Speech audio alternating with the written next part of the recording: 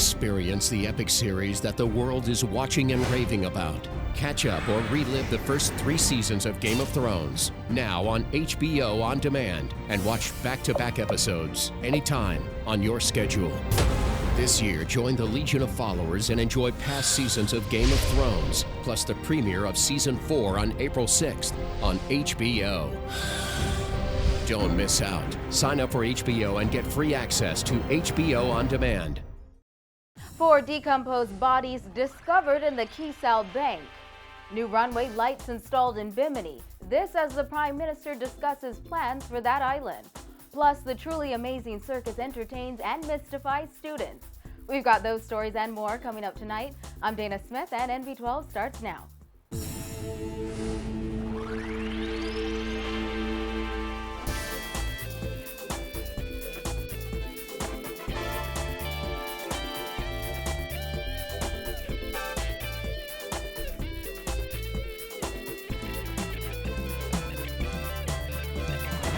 Topping news tonight, 4 badly decomposed bodies were discovered on Anguilla Key in the Key South Bank. This comes 2 weeks after fishermen in the area told police that bodies had been spotted on the key. Christina McNeil was there as the Royal Bahamas Defense Force's HMBS Nassau docked and the remains were brought ashore. Here's her report.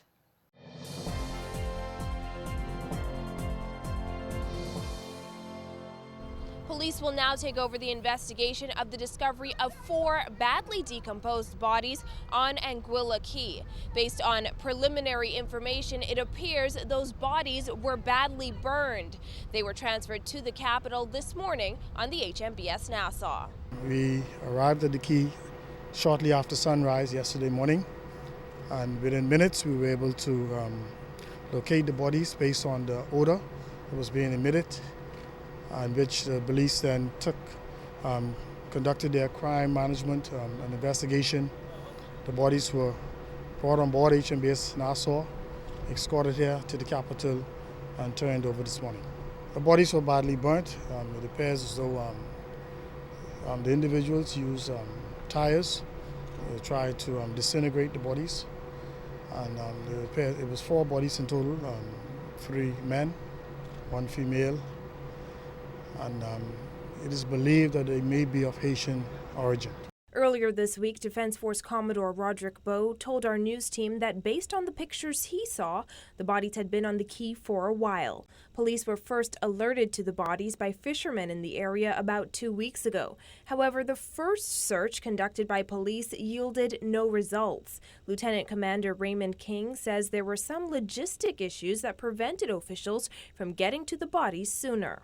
Usually the recovery process should have happened a lot sooner, but we had some logistic issues in us being able to get underway to return to the key and to carry out a more intensive search. The police had made an effort to using the helo to search the key initially, which uncovered nothing, but we conducted a more thorough search yesterday and were able to locate the bodies. Meanwhile, questions remain. How did 4 bodies end up on Anguilla Key near the coast of Cuba? How were they killed? How long were the bodies there for? And who is responsible? King says those are all questions police will now be seeking to answer after the Defense Force completed its part of the joint effort. But there weren't any signs of any vessel being shipwrecked or whatsoever. So we have no idea in terms of how the bodies were actually taken to the key or how they met their fate on Anguilla Key. King says it took the HMBS Nassau about 20 hours round trip to recover the bodies and bring them to the capital. Reporting for NB12, I'm Christina McNeil.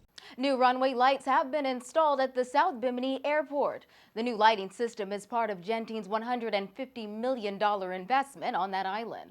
Prime Minister Barry Christie and several cabinet officials were on hand for the event. Jasmine Bonamy has the details in this report.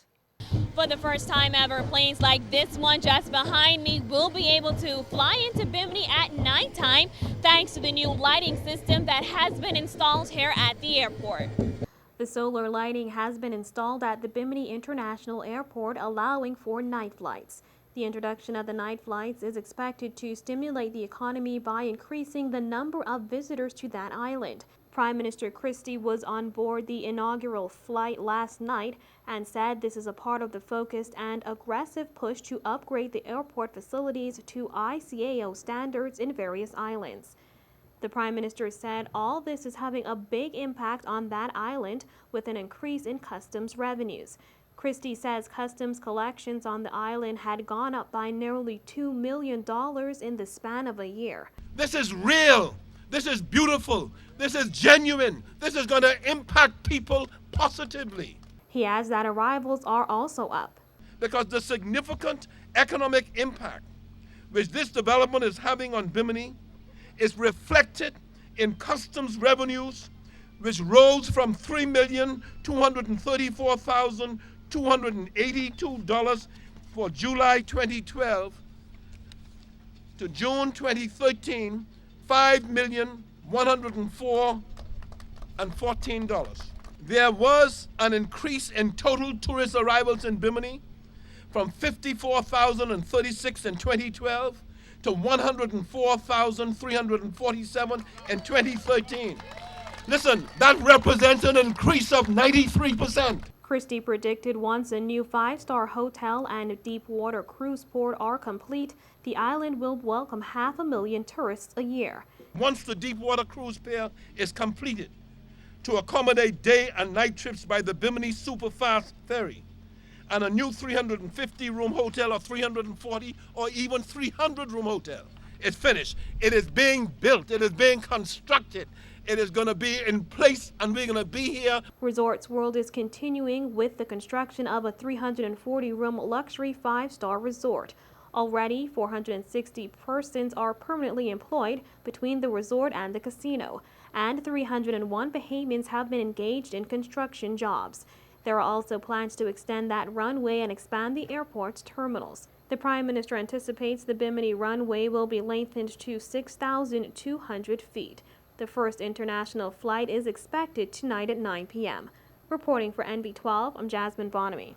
3 men appeared in the magistrate's court today on drug charges. The trio was arrested after police intercepted a boat containing packages of marijuana in waters off Andros. One of the men pleaded guilty and has already been sentenced to 4 years in prison.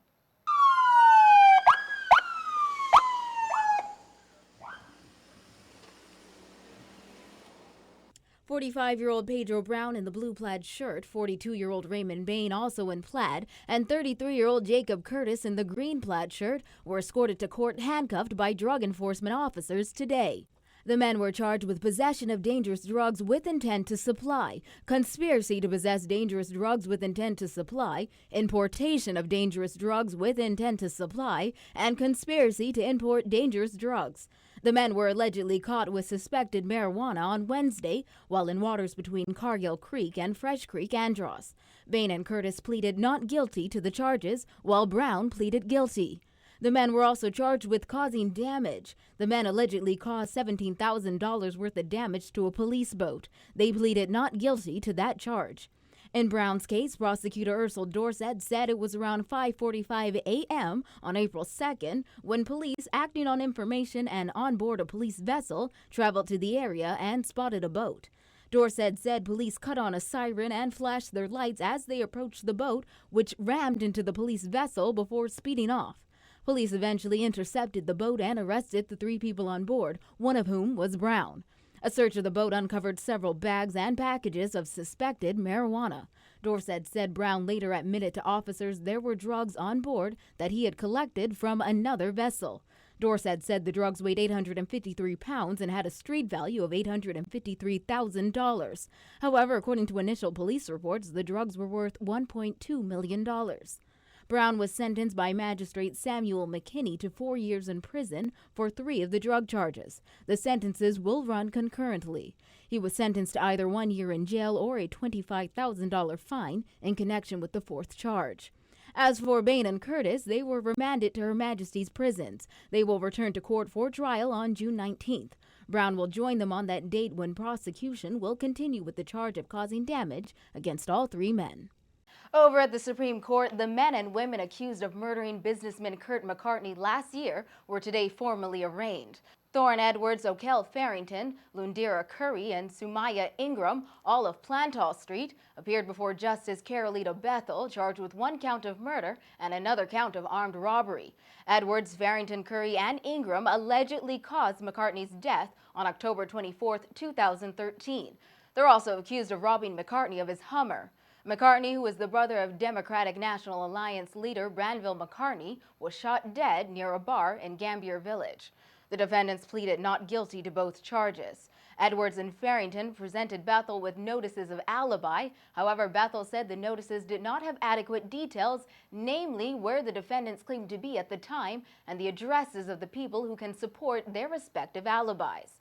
Bethel asked the men to provide more details. Terrence Delancey also appeared in court and pleaded not guilty to 1 count of accessory to murder. Delancey was granted bail in the magistrate's court in the amount of $15,000 last year, was again granted bail in the Supreme Court for that amount. Delancey will return to court on May 1st, while the trial for Edwards, Farrington, Curry, and Ingram will begin on March 2nd, 2015.